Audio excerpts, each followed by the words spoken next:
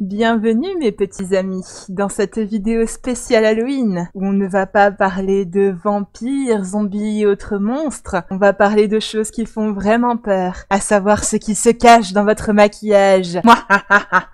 On va mettre des champignons vénéneux. Qu'est-ce qu'on va mettre d'autre? Des ongles de gobelin. Qu'est-ce que c'est ça? De l'huile périmée. J'aime bien ce qui fait. Qu'est-ce qu'on va mettre d'autre? Alors allez-y, achetez-la, notre nouvelle palette. La Widowmare Maker. Elle est trop bien. Achetez-la. Bien entendu, ici on ne parle pas de champignons, de poils ou de morceaux de verre, en tout cas dans la plupart des cas. Mais nous parlons de choses qui n'ont rien de plus à y foutre, je vous rassure. Alors, la première chose à savoir, c'est qu'il y a beaucoup d'ingrédients qui sont interdits pour l'alimentaire, qui sont autorisés dans le domaine des cosmétiques. Ça peut paraître complètement débile, mais en fait c'est parce que la toxicité d'un ingrédient va dépendre, bon, de la nature de l'ingrédient lui-même, mais aussi et surtout de la quantité d'ingrédients ingérés. Parce que la dose fait le poison. Par exemple, la ciguë, une plante reconnue comme un poison depuis l'Antiquité, #Washocrate. et à très petite dose peut avoir des vertus médicinales. Je te conseille de prendre mon sirop anti-tout. Je sais pas pourquoi, j'ai pas confiance. Oui, si. Il marche très bien.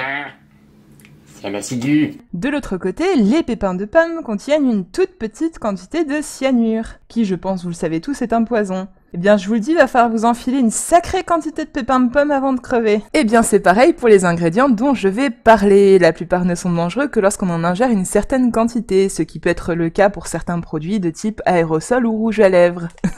Ce qui tombe bien vu que c'est là où il y a le plus de saloperies. Alors après, vous pourrez me demander, mais comment savoir ce que contient notre produit et surtout dans quelle concentration? Eh bien, ces informations sont en fait disponibles sur l'étiquette des produits que nous allons apprendre à lire ensemble. Ici, je vous propose l'exemple de la palette la NYX Ultimate qui me paraît très intéressante. Sur cette palette, il y a différentes sections qui listent les ingrédients des formules des différentes couleurs. Zoomons ensemble sur la première section. La première règle à connaître, c'est que les ingrédients sont listés dans l'ordre décroissant de concentration, et ceci jusqu'aux concentrations inférieures à 1%. En deçà des 1%, je les range comme je veux. Là, en tout petit, en bas. C'est bien. En pratique, ça veut dire que ton produit est majoritairement composé des 4-5 premiers ingrédients. Ça veut dire aussi qu'un produit qui a plein d'ingrédients pourris mais qui sont très bas dans la liste a finalement une meilleure composition qu'un produit qui a un seul ingrédient pourri mais qui cet ingrédient est très haut. Le plus-moins que vous voyez ici est généralement suivi des ingrédients qui sont spécifiquement des colorants. C'est le cas par exemple lorsqu'il s'agit de fards de différentes couleurs. Ces ingrédients sont très importants comme nous allons le voir maintenant car nous allons zoomer sur la 4e section. Ici, vous pouvez voir une grosse différence avec précédemment vu qu'on ne parle plus d'ombre à paupières mais de pigments pressés et vous pouvez voir ce petit symbole qui est équivalent à la mention Not intended for use around the immediate eye area qui veut littéralement dire pas conçu pour un usage autour des yeux. Le genre de truc que tu adores voir sur tes palettes de fard à paupières. Ma palette n'est pas fait pour les yeux. Mais si. Mais non. Enfin, si. Enfin. Regardez, ça me va très bien. Alors, en fait, ça vient d'une règle de la FDA, l'organisme de régulation américain, qui a très peu de règles en matière de cosmétiques, à part celle-là. Donc, si ton produit contient un ingrédient qui fait partie de leur liste d'allergènes ou de produits qui sont réputés irritants pour certaines personnes, eh bien, il ne peut pas s'appeler fard à paupières et il doit porter la mention qu'il n'est pas prévu pour les yeux. Regardez, ça me va très bien. Parce que c'est super. Au niveau européen, après plein d'études différentes, on a décidé de pas avoir de règles équivalentes. Alors, est-ce que c'est dangereux? Bah, ça dépend des personnes, en fait. Si vous avez les yeux extrêmement sensibles, à votre place, j'éviterais. Voilà, maintenant qu'on sait où et comment chercher, on va pouvoir regarder quoi chercher. Et pour ça, on va procéder par marque. Marque que j'ai choisie complètement au hasard. La première marque dont nous allons parler n'est autre que Too Faced. Je vous l'ai déjà dit, Too Faced est un très mauvais élève, notamment à cause de l'usage de plusieurs ingrédients dont je vais vous parler. Le premier qu'on peut citer, c'est le cyclopentasiloxane, oui, préparez-vous à avoir beaucoup de noms à coucher dehors, qu'on appelle aussi silicone D5. Les silicones sont utilisés dans plein de domaines de l'industrie. Miam. Et ce sont des hybrides entre le caoutchouc synthétique et le polymère plastique synthétique. Miam. Le silicone D5 qui nous intéresse ici est extrêmement utilisé dans les cosmétiques pour son effet émollient, c'est-à-dire qu'il va former un film protecteur autour de la peau ou des cheveux pour le cas du shampoing, qui va permettre de les protéger des agressions extérieures de l'environnement tout en donnant un effet adoucissant et en évitant une sensation de lourdeur. Ces agressions ne passeront pas. Cet ingrédient a été largement limité dans les produits rincés comme le savon et le shampoing à cause de son impact absolument désastreux sur l'environnement. Dans les cosmétiques, il est toujours autorisé, même s'il a été très fortement déconseillé pendant des années par la Commission européenne, car on le soupçonne d'être un perturbateur endocrinien. Pour rappel, les perturbateurs endocriniens, ce sont des composants chimiques qui perturbent le fonctionnement des hormones. Les hormones, ce sont des messagers chimiques qui sont nécessaires au bon fonctionnement de ton corps. Docteur Superfol, vous êtes un biochimiste expert qui travaillait pour les autorités compétentes. Pouvez-vous nous dire si le cyclopentasiloxane est dangereux pour la santé dans les cosmétiques? Alors, d'après nos recherches, c'est de la merde. Sauf que, plot twist, finalement un rapport de la Commission européenne publié en 2016 a prouvé que le cyclopentasiloxane n'était pas toxique en petite quantité, et donc il pouvait être utilisé dans les cosmétiques. Alors, finalement, nos recherches approfondies ont montré que c'était pas dangereux à petite dose. Mais il ne faut pas l'inhaler. Oui, parce que, nouveau plot twist, le même rapport précise par contre que ce composant est extrêmement toxique dans les produits où il y a risque d'en inhaler beaucoup, comme les aérosols ou les sprays. Ça tombe bien, je peux les transformer en autre chose. Ce rapport précise aussi que si ce composant n'est pas assez pur, il peut contenir le cyclotétrasiloxane, qu'on appelle aussi le silicone D4, et qui pour le coup est une vraie saloperie, vu que c'est un perturbateur endocrinien et qu'il est toxique pour le système reproductif. Docteur Superfol? Démerdez-vous. Le cyclopentasiloxane, vous pouvez en trouver dans plein de produits de Too Faced, mais pas seulement, je vous rassure. Par contre, Too Faced est aussi un grand adepte du cyclotétrasiloxane et du mélange des deux qu'on appelle le cyclométicone, parce qu'on n'a jamais assez de silicone, c'est une évidence. Nous venons à peine de finir le premier composant et vous pouvez déjà voir que c'est un monstrueux bordel. Le second dont on va parler, c'est un filtre anti-UV qu'on peut trouver dans les crèmes solaires, mais pas seulement, dans plein d'autres produits aussi où il est bien caché. Il s'agit de l'éthylé... Non mais sérieux? C'est quoi ces noms? Nom d'un potimarron, faut pas être dyslexique pour lire leurs étiquettes. Donc, nous allons parler de l'éthylexylméthoxycinamate que pour la suite je vais appeler Gilbert parce que moi aussi, j'ai mes limites. Le problème de Gilbert, c'est qu'en plus d'être un filtre anti-UV, c'est aussi et surtout un perturbateur endocrinien. Dans son cas, il va viser plus spécifiquement les œstrogènes, mais aussi la thyroïde. La thyroïde, c'est un organe qui est nécessaire au fonctionnement de base de ton corps. Le problème, c'est que Gilbert se cache, et il se cache très bien. Vous ne le verrez même pas arriver. Alors pour varier un peu les plaisirs, on va changer un petit peu de marque et on va parler d'une autre de mes grandes amies, Charlotte Tilbury.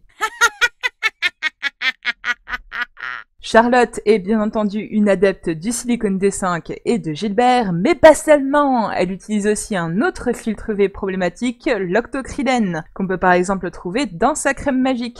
Allez, prends ma crème magique. Il y a un ingrédient secret dedans. Il est bon. Surtout périmé.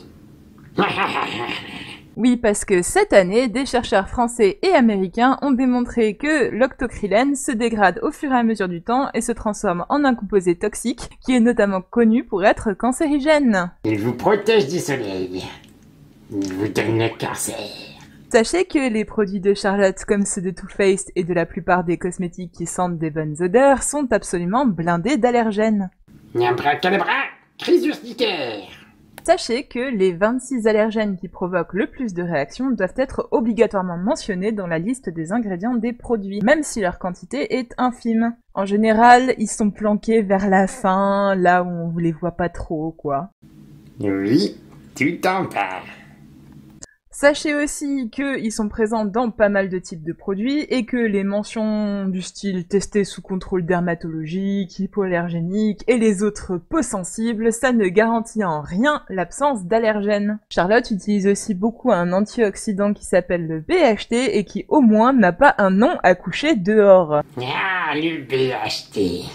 C'est comme le GHB, mais en mieux. Le BHT, c'est un antioxydant, donc son boulot, c'est d'empêcher ton produit de se dégrader et de rancir. Le problème, c'est qu'actuellement, il a la Commission européenne aux fesses, car il est soupçonné d'être un perturbateur endocrinien, mais aussi d'être cancérigène. Le BHT est encore utilisé dans plein de produits de maquillage, et c'est parce que les industriels s'en servent pour remplacer son cousin le BHA, qui est encore aussi utilisé, notamment par notre prochaine marque, Huda Beauty. Huda Beauty est une grande adepte du cyclopentasiloxane, des allergènes qu'elle fout absolument partout, pas tellement de Gilbert, par contre c'est une des rares chez lesquelles j'ai vu du BHA. Il était présent seulement dans certaines de ses palettes et encore planqué tout à la fin. Alors, on va mettre du sucre, on va mettre de la farine, on va mettre du miel. Ça va être une bonne pâtisserie. Ah! J'ai oublié l'ingrédient le plus important, les poisons. Mais pourquoi? Parce que...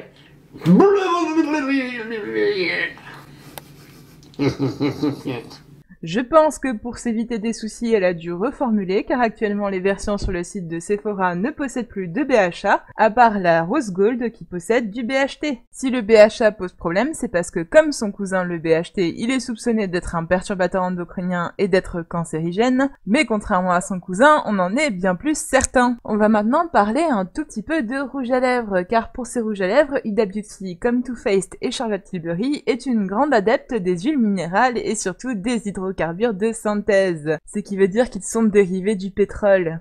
Qu'est-ce qui pourrait mal se passer? Qu'est-ce qu'on pourrait mettre d'autre dedans? Moi, j'en sais rien, moi. Vous avez qu'à mettre du pétrole. Oh, excellente idée. On va mettre ça. Je pense que vous n'avez pas besoin de moi pour savoir que c'est une belle idée de merde. Certaines sont cancérigènes et d'autres vont commencer à s'accumuler dans l'organisme, notamment au niveau du foie, où elles vont créer des réactions inflammatoires dont on ne sait pas trop les conséquences. Ce qui craint à mort, vu qu'on en trouve dans quasiment tous les rouges à lèvres et souvent dans les premiers ingrédients, vu que c'est ça qui va permettre de former un film sur les lèvres. Je rappelle que les produits lèvres, c'est un de ceux où tu risques d'en avaler le plus. Donc, s'il te plaît, tout ce qui contient de la cire microcristalline ou synthétique, de la paraffine ou qui t'évoque le pétrole, tu évites. On va terminer en beauté avec un dernier ingrédient foireux et une marque que tout le monde adore, Make-up Revolution. En vrai, Make-up Revolution s'en sortait super bien, à part pour un ingrédient qu'ils ont décidé de foutre absolument partout. Cet ingrédient, c'est le propylparabène de la famille des parabènes. Les parabènes sont des conservateurs ultra controversés, car ce sont, vous avez l'habitude du combo maintenant, des méga perturbateurs endocriniens cancérigènes. Du coup, pendant longtemps, il y a eu une très grosse psychose autour des parabènes, dont les marques se sont servies comme argument marketing. Alors, achetez ma palette. Sans parabènes. Il n'y a que des bonnes choses dedans. Wesh, laissez-moi sortir! Tais-toi! Et finalement, après quelques recherches, on a découvert que dans les parabènes, cela était sûr, cela était tellement toxique qu'ils ont été interdits, et il nous reste le propylparabène et le butylparabène qui sont toxiques à haute dose et donc utilisés et autorisés dans les cosmétiques. Je vous le dis, moi ce qui me fait vraiment peur, c'est les trucs qu'on va découvrir dans 10 ans. Et ce sera tout pour moi pour aujourd'hui. Joyeux Halloween et surtout, n'oubliez pas... Un abonnement ou un sort? Wesh, vas-y, commente. Et voilà! Un crapaud.